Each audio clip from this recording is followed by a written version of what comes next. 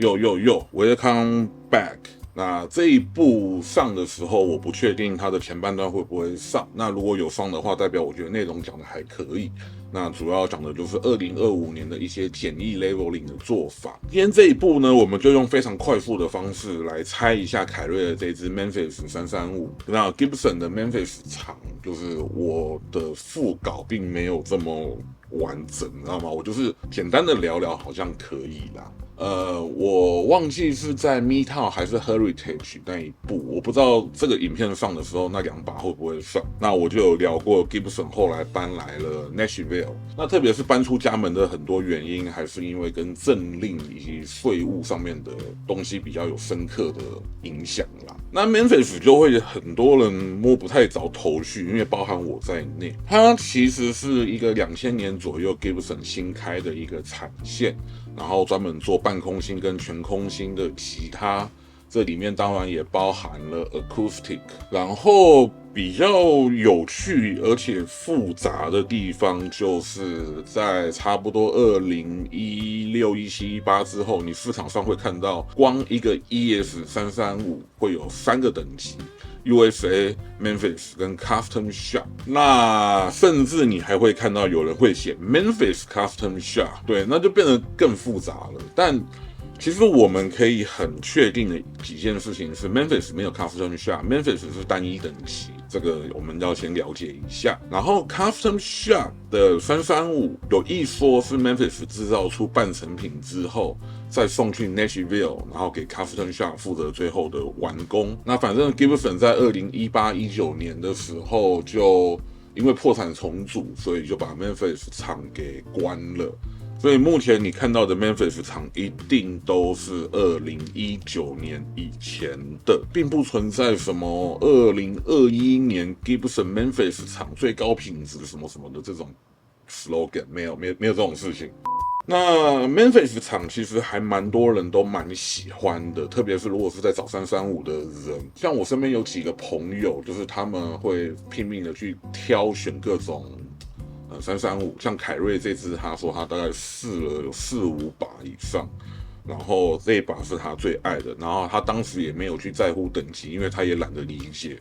那后来他才知道，哦，这个是 Memphis 厂的，安内。好了，那大概其实就这样子吧。那关于335的历史呢，那可能还有像这个角有米老鼠的，也有这种比较尖的，然后有这种 block inlay 的，等等等等的。那这些其实都还蛮值得用文章的方式来表达啦。我真的近期会想要把我的网站再好好的重新写一写，特别是可能要加入一些不同的元素。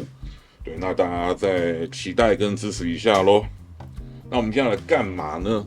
凯瑞这支呢，我现在要把它的弦拆掉，那它要做 leveling、fret， 以及整个电路要拆下来。那我想说也好，我们就趁机来把整把琴拆开，跟大家聊聊。好，那我们就Let's move on。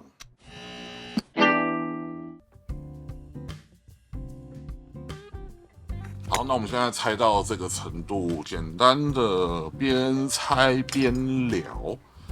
凯瑞这支其实改了蛮多东西的，包含了它的 saddle 其实也都是换过的。那它这个 saddle 呢，本来也是尼龙的，那只是后来真的是磨损的太严重，所以又换新。然后凯瑞的琴呢，它的拾音器高度我都不会动，因为这是他现在觉得最舒服的一个状态。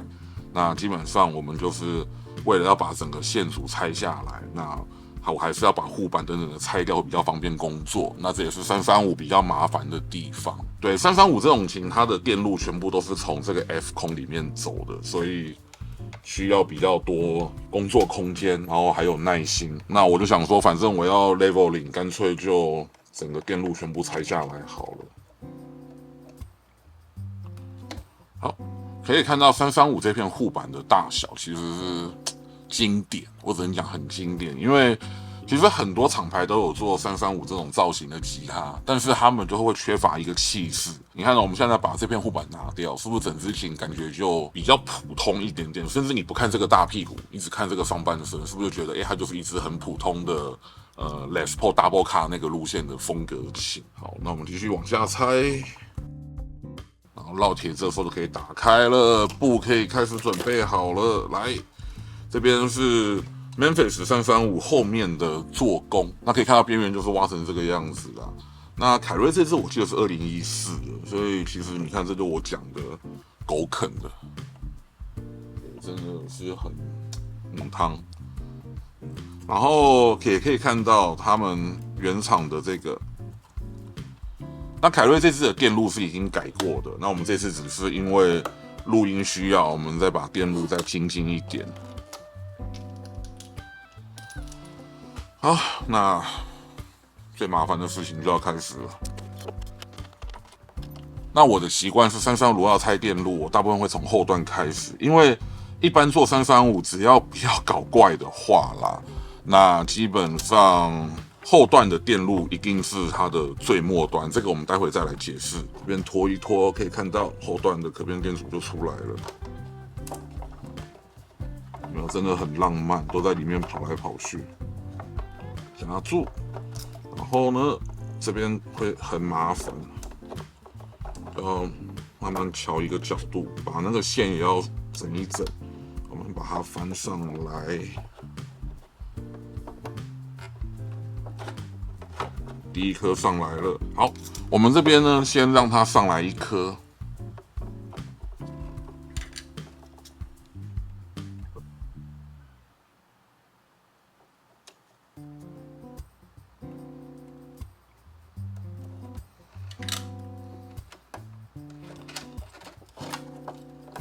这边拾音器的第一条线下来，好，那。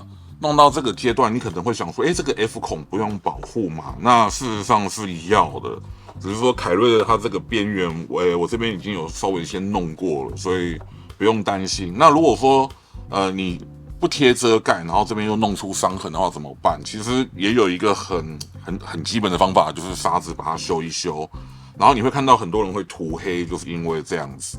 那基本上我这边的话是用不太到，因为我对这一部分我还蛮有信心的。对，那我只能讲说我做了一个不太好的示范，你们自己在斟酌的学习。那在这边可以看到，就是我们上一位做电路的，他是为了要施工方便，那他用了蜡布线。其实这个本身没有什么太大的问题，就只是屏蔽的效率并不会这么好而已。但我觉得 OK， 所以你如果335你想要自己做，想要简单一点的话，可以用这个。但是这个的底噪就是会稍微再大一点点，这个要特别注意一下。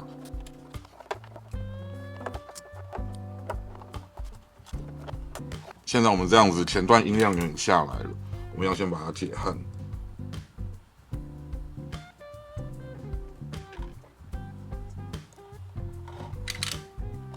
好，整条就下来了。好，我们从这边可以看到，335的电路其实大家都会做成这样子一条线的模式，有没有？那包含了待会要装上去的电路，其实我也是做成这个样子。这样看你可能有点复杂，那其实这就是我的样板，然后一样是一条线的模式，到时候就这样子盖下去。那基本上我最大的建议就是说，可以把这个线都留长一点，像 Jack 跟 Switch 的部分都可以这样子做。像这个 Jack 我是故意留超长，因为这个会比较方便。下一个人如果你 Jack 有故障，你就可以直接很快的从这边掏下去，拉就可以换了。那你安装的时候比较麻烦啊，就是要先知道的是这一条一定要拖底，就是拖在整个335的底部，不然的话它就会跟着这些可变电阻的线啊什么的缠来缠去的，那就是一个概念。好，那我们来花点时间来好好的看看这支琴。我们现在把拾音器都打开了，我们可以看到这边它其实算是长舌头的做法，但这个屁股真的是看不是很懂到底在干嘛。哇，这个是，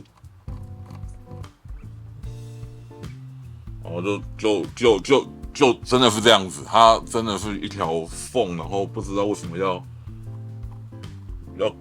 做这件事，看不是很懂。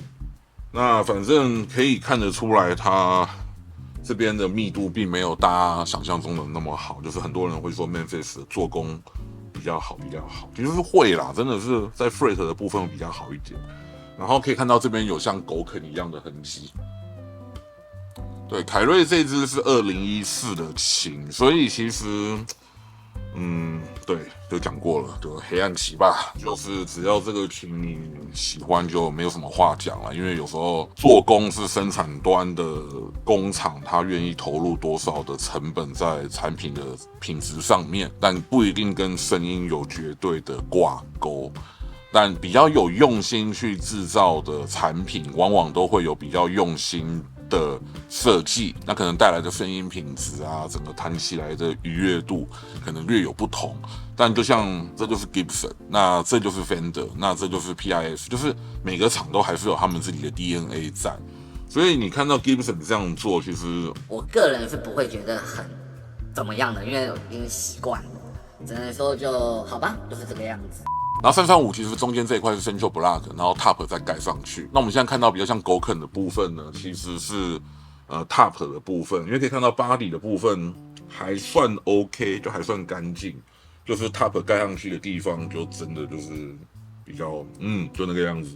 然后335的侧面呢，其实你可以看到这边是有洞的，然后其实就有一个说法是，你可以把电路从这边放进去拉，但其实实际操作起来并没有大家想象的这么简单。对，因为你这样子弄一弄，最后还是会需要从这边抽起来的，所以这就是聊过就好。不然的话啦，它这个洞的高度是真的够让一个可变电阻走过去的。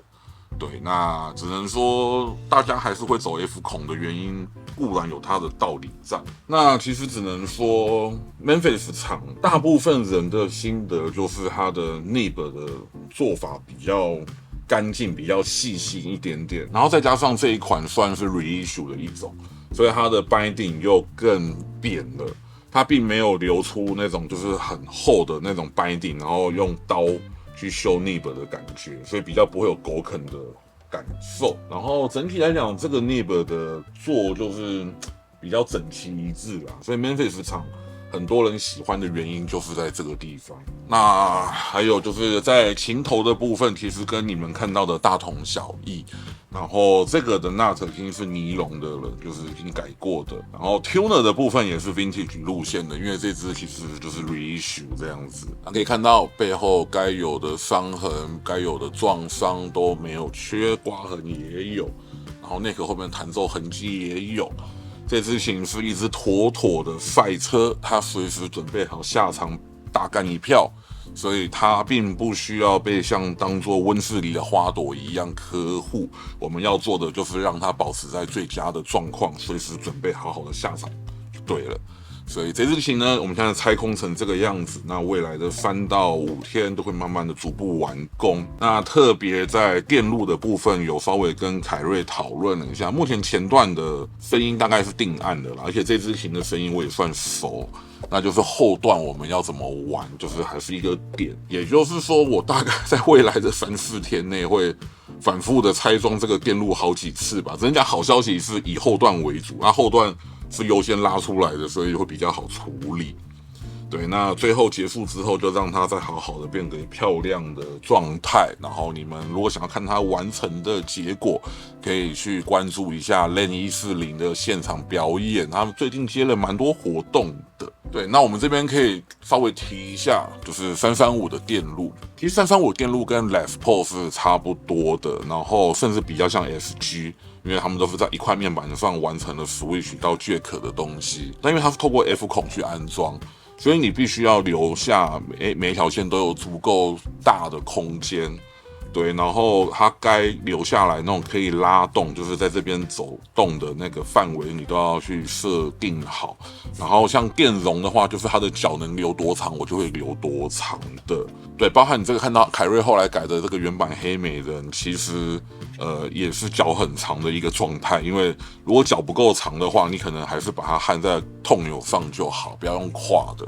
因为脚不够长，你真的会很痛苦，在这边拉的时候很容易就扯到啊、断掉之类的。然后你如果说像我都是用这种屏蔽线走的话，就一定要热缩套管上好上满，不要有任何有误会的机会，不然的话，到时候你真的跟你讲335要排修，真的是一件非常麻烦的事情。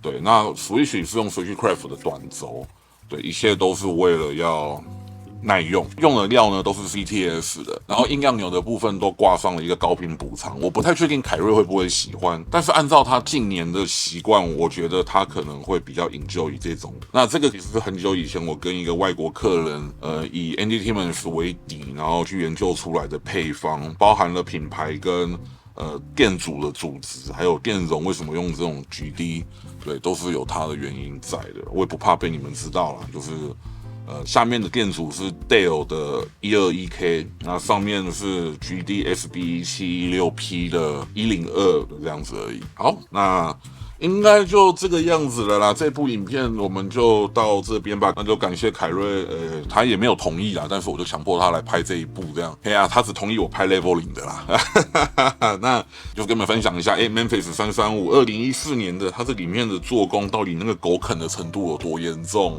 然后就是这支琴我们会用什么样的心态去打造它，以及为什么有一支335，然后就是会有人把它拿下场去抄，而不是把它供在那边。